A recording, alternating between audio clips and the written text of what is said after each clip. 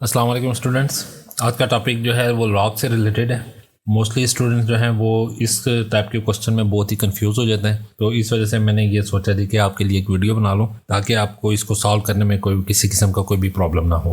तो let's suppose कि अगर आपके पास इस किस्म का कोई क्वेश्चन आता है लॉग से रिलेटेड कि आपने इसको सिंप्लीफाई करना है, तो जैसे भी आप सॉल्व करते हैं तो आगे जाके आपको एक इस किस्म की कंडीशन आ जाती है जहाँ पे माइनस का साइन होता है और उसमें जो कैरेक्टरिस्टिक होता है वो माइनस में होता है। तो यहाँ पे बहुत ज़्यादा स्टूडेंट जो हैं वो प्रॉब्लम कर जाते हैं और क्वेश्चन को आगे जाके ना उनसे सिंप्लीफाई नहीं होता, जिसकी वजह से वो अपना पूरा क्वेश्चन जो है ना वो गलत कर जाते हैं। सिंपल सी चीज़, छोटी सी टेक्निक है, तो चलें उसको स्टार्ट करते हैं।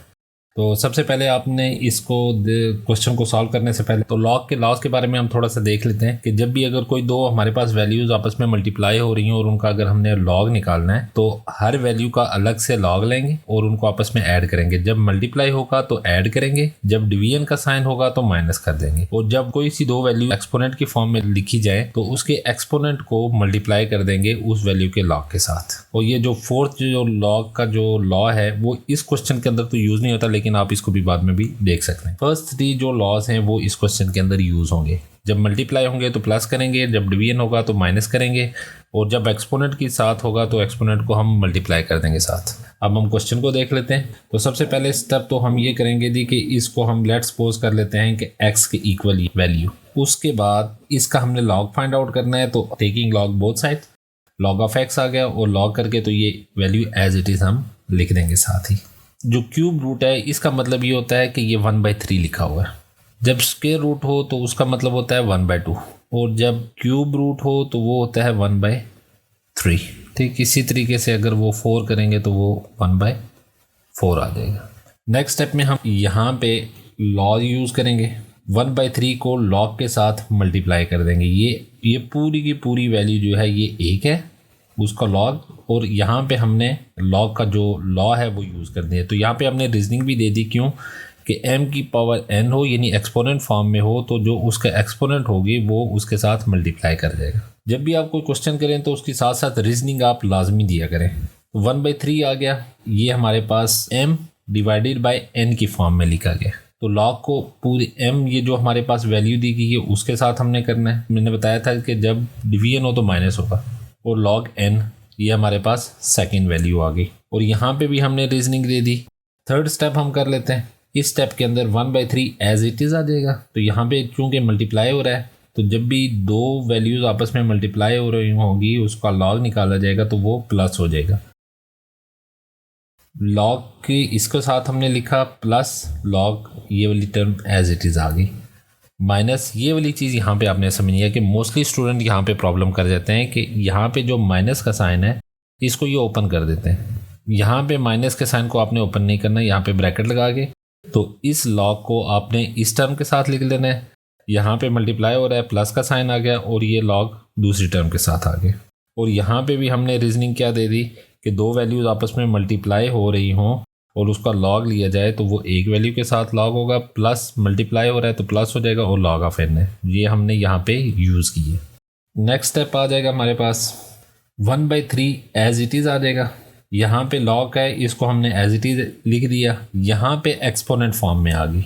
एक्सपोनेंट को हम लॉग की जो 18.99 है इसके साथ हमने मल्टीप्लाई कर दी, माइनस यहाँ पे भी एक्सपोनेंट फॉर्म में आ गई तो यहाँ पे 4 लॉग आ गया, इसको हमने एज इट इज़ लिख दिया। यहाँ पे हम लॉग इस वजह से अभी नहीं ले रहे कि एक ही स्टेप के अंदर हम सब वैल्यूज़ का लॉग ले लेंगे। और यहाँ पे भी हमने रीजनिंग दे दी कि अगर एक्सपोनेंट फॉर्म में होगा तो एक्सपोनेंट उसके साथ मल्टीप्लाई हो जाएगी और लॉग ऑफ m आ जाएगी।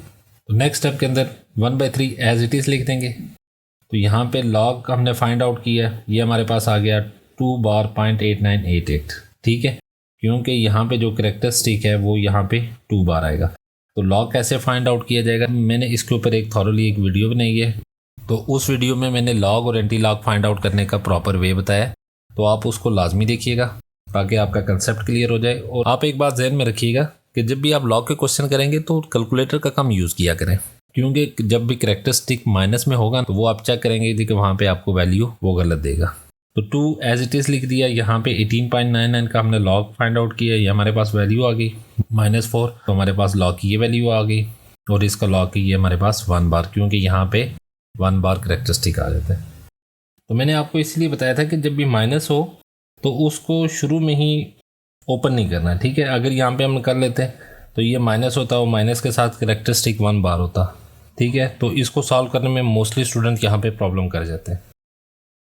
तो नेक्स्ट स्टेप में हम क्या करेंगे, 1/3 को एज इट इज़ लिख लिया ब्रैकेट्स में, इस वैल्यू को एज इट इज़ लिख लिया, 2 के साथ मल्टीप्लाई कर दिया हमने, -4 को मल्टीप्लाई किया है और ये वैल्यू एज इट इज़ लिख दी है।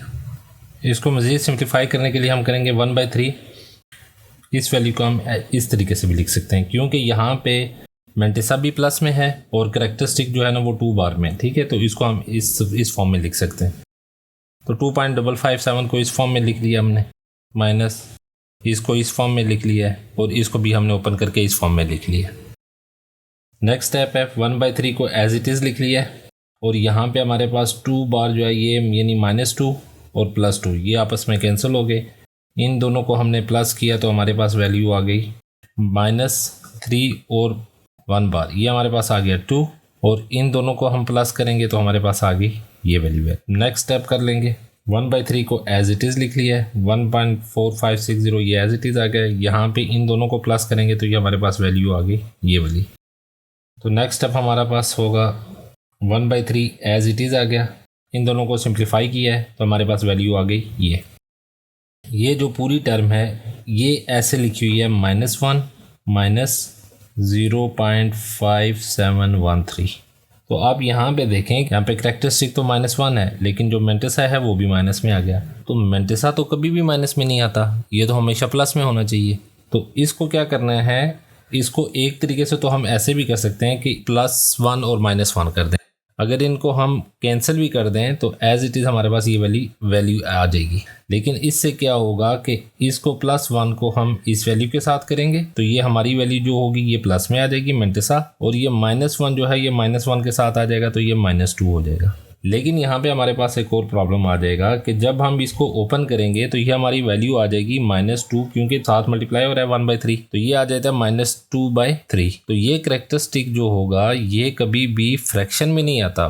तो कैरेक्टरिस्टिक जो है वो हमेशा इंटीजर में होता है, 0 1 2 3 4 5, चाहे वो प्लस में हो या माइनस में हो। तो इस वजह से इस चीज़ से बचने के लिए इसको हम क्या करेंगे कि +3 के साथ ऐड कर लेंगे और -3 के साथ करेंगे, वो इस वजह से ताकि हमारा मेंटिसा जो है वो भी प्लस में हो जाए, ठीक है। और 3 को 3 के साथ डिवाइड करेंगे तो वो -1 में आ जाए, तो हमारे पास एक होल वैल्यू आ जाएगी।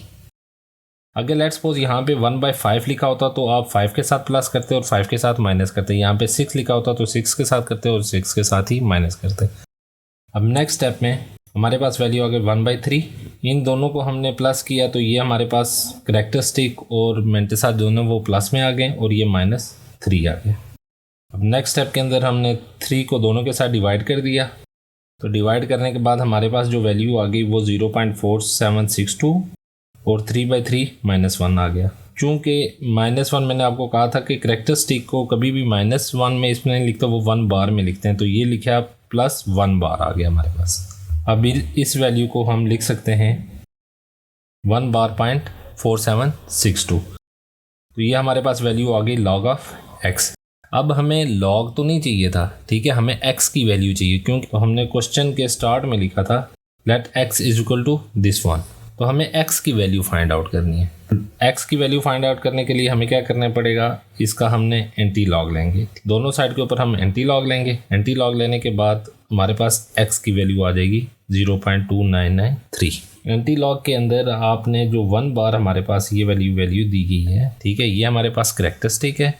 हमने 0.47 को एंटी लॉग के कॉलम में देखना है 6 में, फिर उसको ऐड करेंगे 2 के साथ, जो 2 कॉलम के अंदर जो भी वैल्यू होगी ना उसको ऐड करेंगे तो हमारे पास वैल्यू आ जाएगी 2993। चूँकि कैरेक्टरिस्टिक यहाँ पे 1 बार है तो हमारे पास जो डेसिमल पॉइंट होगा वो 2 से पहले आएगा। अगर यहाँ पे 2 बार होता ये तो 0.02 होता, तो तो बेसिक ये क्वेश्चन समझाने का मकसद ये था कि मोस्टली स्टूडेंट यहीं पे प्रॉब्लम कर जाते हैं कि जब ये माइनस का ये फॉर्म आ जाती है तो वो स्टार्ट के अंदर ही इस माइनस को ब्रैकेट वगैरह लगाने की जहमत नहीं करते और माइनस को शुरू में ही खोल देते। तो जब ये वाली फॉर्म आ जाती है तो यहाँ पे ये माइनस को मेंटेसा के साथ भी कर देते हैं, तो उसको एज इट इज़ ये प्लस माइनस कर देते हैं। चूँकि मेंटेसा जो होगा वो माइनस नहीं होगा तो उसको पहले प्लस करना पड़ेगा, तो तब भी जाके आपका आंसर प्रॉपर आएगा।